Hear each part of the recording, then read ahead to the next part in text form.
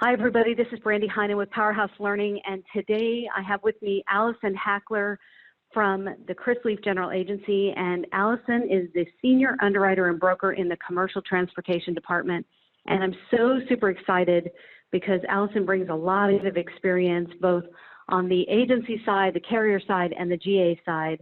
And so she's going to fill us in about being in commercial transportation and in garage, and so I can't wait to have her share a very, very interesting side of the business with us. And so, Allison, tell us a little bit about you and some of your background. Good morning, Brandie. Thank you for having me. So I have been with Chris-Leef now for 2 years, but I've been in the transportation side and segment of the insurance industry for about 23 years.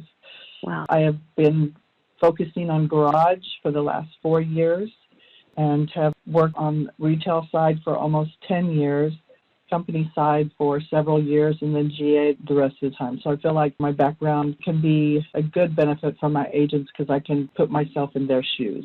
Absolutely. So tell me about that background and what you've seen, what it's like really through the course of your career, being on the agency side and then being on the company side. Very, very different perspective. I spent time on the retail side as well as the company side. And I'll tell you what, it was so eye-opening for me to go from the retail side to the company side and then step out as an industry coach to be able to bring a balance, right? It's a very, very different perspective, and we make a lot of judgments about one another that aren't necessarily true.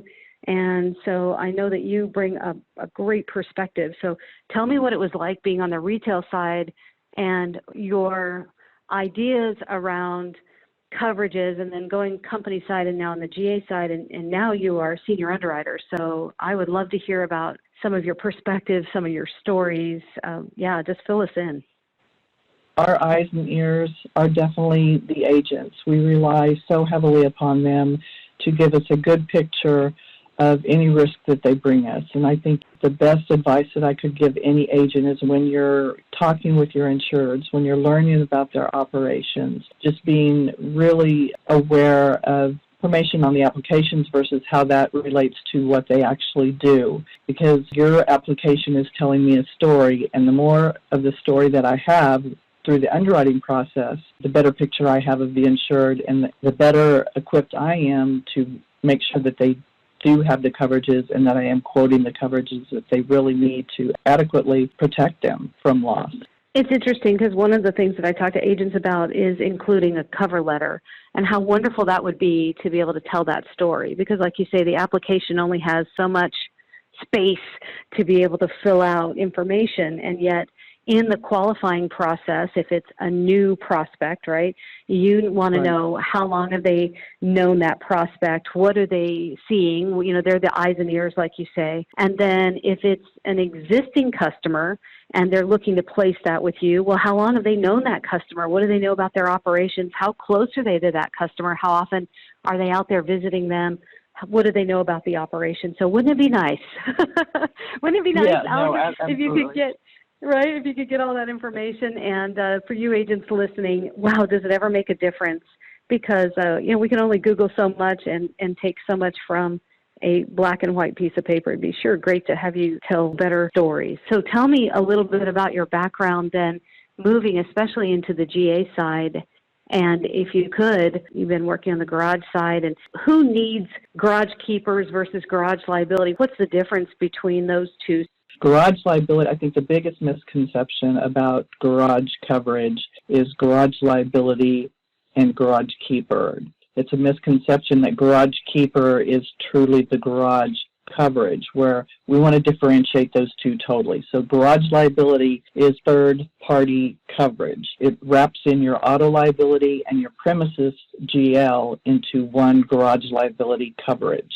Whereas your garage keeper is also a third-party coverage, but it's a physical damage coverage for any vehicles that are left in your care, custody, and control for your insured or by your insured. So just a really quick or simple claim scenario maybe.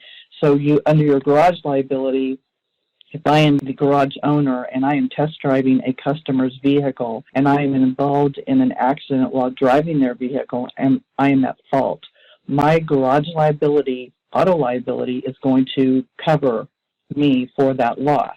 It's going to protect me for the bodily injury and property damage that would be caused through that auto loss. So different scenario with a garage keeper claim would be you bring your vehicle into my garage and I have it locked up in my shop and it's stolen. If I've done everything in my power to protect that vehicle from theft loss, it would not be covered under garage keeper. However, if I left it outside and did not protect it and it was stolen, then I would have that physical damage coverage for the customer's vehicle while it was in my care, custody, and control. Okay, so Allison, in that example, you said there would not be coverage inside. So how then do I need to place coverage, or could you give me a scenario? What do I need to do as the agent to ensure that there is coverage? So could you give me some scenarios for that? Okay, yes, sure. So garage keeper can get tricky. Garage keeper coverage is provided in two different ways, either under a legal liability basis or a direct primary basis. In that claim scenario where the insured has put a customer's vehicle into their garage, locks it, protects it, legal liability coverage would not pay for that. Direct primary coverage would pay for that loss.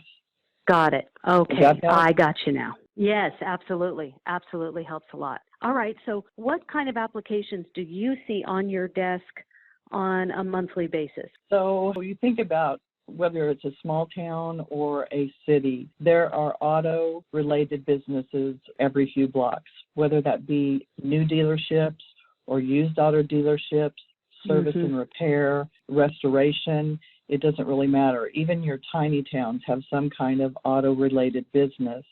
So the only one that we focus primarily on used auto dealership and any type of service repair and restoration. I would like to mention just who really does need garage liability. So you just have to think about if you are selling or repairing or servicing or towing or storing or parking vehicles, you need garage liability coverage. Oh my gosh, there's one of these in every town in the country, or several, right? Even in small towns. Yeah. And they probably do a myriad of things. I know over here where I live in rural part of the country, you probably got somebody that does several of those things, right? Oh, they probably sell some used cars and they're doing towing. Yeah, go ahead. Exactly. Right. Every small town has a mechanic. You know, you always have to have somebody that you take your vehicle to for servicing. So, we consistently see all of those. Any interesting scenarios that you would like to bring up, or any common misconceptions that would lead to claims? So I think the biggest misconception is what we talked about, the garage liability versus garage keeper. Another important coverages that need to be on your garage liability policies that are not automatically included are what's called the broadened coverage endorsement. Under your normal general liability policy, you automatically get personal and advertising injury and damage to rented premises. That's not the case under garage liability. That is a buyback coverage.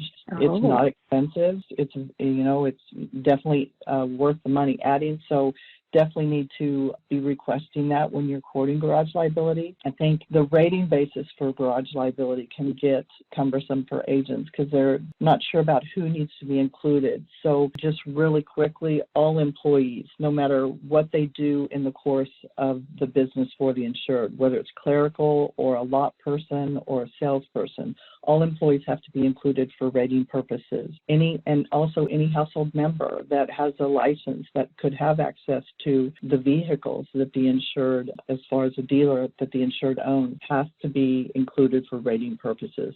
Well, of course. So this is what we see all the time is you've got a 16-year-old driver and dad owns a used car dealer and they say, hey, I want to take one of those cars and I'm going to take that out for the weekend with my friends or to go to prom or whatever. We don't think about that, but that's why all drivers in the household also need to be included.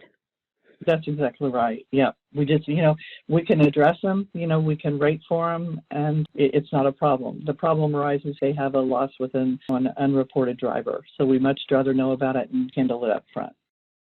Okay. So Allison, as we're wrapping up, what kind of applications do you see on your desk and what would you like to see our agents submit to you? And tell me a little bit about how many markets you have. It sounds like you've got quite a few markets to go to. Okay, so yeah, every day definitely see used auto dealers and repair shops. I had mentioned before, as far as restoration, collector cars, people that specialize in that type of work, we definitely can write that. We have access to 5, 6 garage markets, Wow. ranging in price and what they'll accept. There's a problem with maybe loss history. Some are a little more forgiving than others. So, Okay. and they definitely have the expertise that we need for such a specialized industry as dealers in service and repair. Awesome. Hey, Allison, thank you so much for spending some time with me on a very, very unique coverage from a very, very experienced lady. It's been really cool to have you on today, and we look forward to catching up with you again. Thank you. I appreciate the time.